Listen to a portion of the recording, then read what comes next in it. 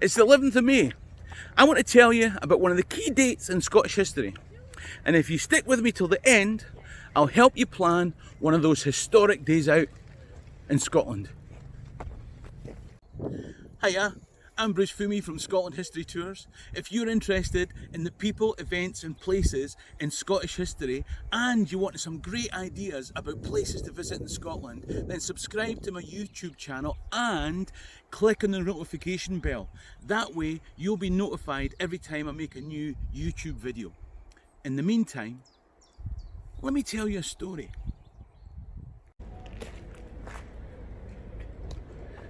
When tourists come to Scotland, the churches that they flock to are St Giles Cathedral and Roslin Chapel. Now both are fantastic, but if you're talking Scottish history, then this is the place to be.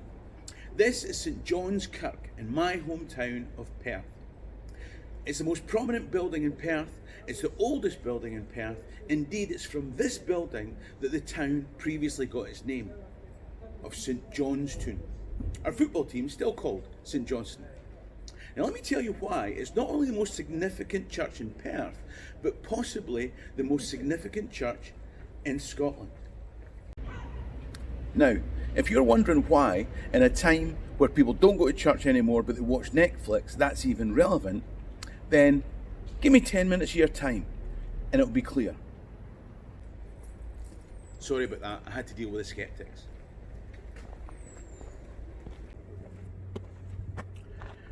Okay, so we need to talk about John Knox. Now when you think about John Knox, you probably think about a big, beardy, blood and thunder, misogynistic, world-changing, Mary Queen of Scots hating, preachy guy. He was actually much more than that. He was a school teacher, bodyguard, galley slave, rioter, politician, and he had an English accent. You didn't see that coming, did you? If you've got any other dirty secrets about John Knox, then please feel free to put them in the comment section below. Now, in the 21st century, there are John Knox Presbyterian churches around the world. So why is this church so important? It's because of events that happened in this day in Scottish history. Now, a wee bit of background to the Scottish Reformation. I suppose you could say that it all started with an English invasion. I knew they'd be at the root of this. Anyway, bear with me.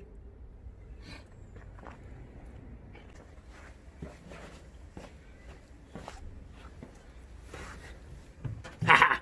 You thought it was me, it was my reflection. So, you probably all know that James V of Scotland died 6 days after the birth of his only daughter, Mary Queen of Scots, leaving his wife, Marie de Guise, a widow. Now the baby's great uncle, Henry VIII, wanted her to marry his son, her cousin, Edward. In Scotland at the time, there were two opposing factions, a Protestant sympathising pro-English group and a Catholic sympathising pro-French group. And with the pro-French group in the ascendancy, it was agreed that Mary would go off and marry the Dauphin of France. Well, Henry VIII went mental and he invaded Scotland to get Mary to marry his son. I don't know if you know this, Henry was an ancestor of Harvey Weinstein. This period in Scotland is called the Rough Wooing. And during this period, the English occupied areas of lowland Scotland and they started to distribute Bibles and Protestant literature, because the English had already become Protestant so that Henry could marry Anne Boleyn.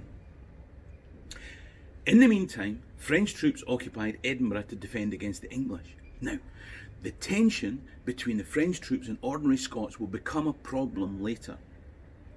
At the time, Catholic priests were rubbish and people weren't attending Mass.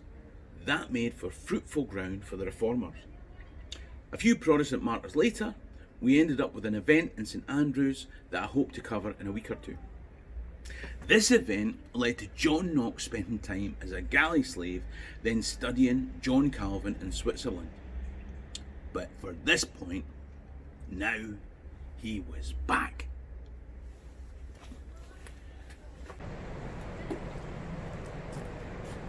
Now, 4 reformist preachers north of Perth in Dundee, Angus and Kincardineshire had been summoned to trial in Stirling. The reason? Over Easter, they'd administered the sacrament in a manner not approved by the Catholic Church. Probably they'd done it in English rather than Latin, because you know how much God hates that. Now the trial was set for the 10th of May. John Knox had landed back in Scotland in Leith on the 2nd of May. Screaming serendipitous sacrilege, Batman! You know there's going to be trouble. A bunch of Protestants headed towards Stirling for the trial, but they stopped here in Perth. Now Perth was a walled city. In fact, these here are the last remnants of those city walls across the road from Perth Museum. Effectively, this energised Protestant mob came to Perth ready for a siege. And when the accused didn't turn up for trial in Stirling, they were outlawed. News of this got back to Perth on this day in Scottish history as John Knox preached a sermon on idolatry and the cleansing of the temple in St John's Kirk. Now, when he finished, a Catholic priest unveiled an ornate altar in order to take Mass. A young lad uttered an exclamation of indignation. Uttered an exclamation of indignation? I'm no joking. Well, the priest hit the boy with a stick, the boy threw a stone at the priest, all hell broke loose, the mob tore down and smashed all the statues, they spilled out of this door and sacked the monasteries in Perth. This spread across central Scotland. The Protestants who occupied Perth negotiated a truce with Marie de Guise, who was obviously acting as regent for her daughter, Mary Queen of Scots. But when French troops, remember them, entered the town, it made things worse. There were more confrontations and manoeuvrings. Marie fortuitously died, and the Protestant lords of the congregation took over. Just over a year after the sermon here, Scotland was officially a Protestant country. Now, John Knox wanted a school in every parish so that patrons and plebs could learn to read the Bible together. Scotland became the world's first literate country. This led to the Scottish Enlightenment. Adam Smith built the foundations of modern economic theory, the capitalist system in which we currently live. David Hume built the foundations of modern philosophy, and his ideas fed the American Revolution. Because of the educated, literate nature of the Scottish population, that they disproportionately administered the British Empire and a quarter of the world's population. Scots invented or discovered the telephone, television, penicillin, and many other things that are essential parts of everyday life today. The new Presbyterian Church created in this Reformation eschewed, that's right, I used that word, eschewed, top-down governance, and insisted that the ministers who led the church and the elders who administered the church were elected. Yes, that's right, modern-day democracy. For all our faults, and we have many, Scotland built the modern world, and it started in this church on the 11th of May, 1559. Well, I hope you enjoyed that. Even you, Mr. Skeptic. If you did, please give me the thumbs up, share the video, subscribe to my YouTube channel, and of course, click the notification bell to make sure you're notified of all the videos that I put up. More importantly, why not treat yourself to a day out in Perth? Yeah, you can spend a bit of time in St John's Kirk. It's open to the public during the summertime, and it's local volunteers that staff it, and you could just make a voluntary donation in the box as you leave. After that, why not? Because it's a stone's throw from St John's Kirk to the River Tay that flows through Perth. You can walk up the River Tay along through the North Inch as I'm doing just now. It's a lovely way to spend a bit of time on a nice day.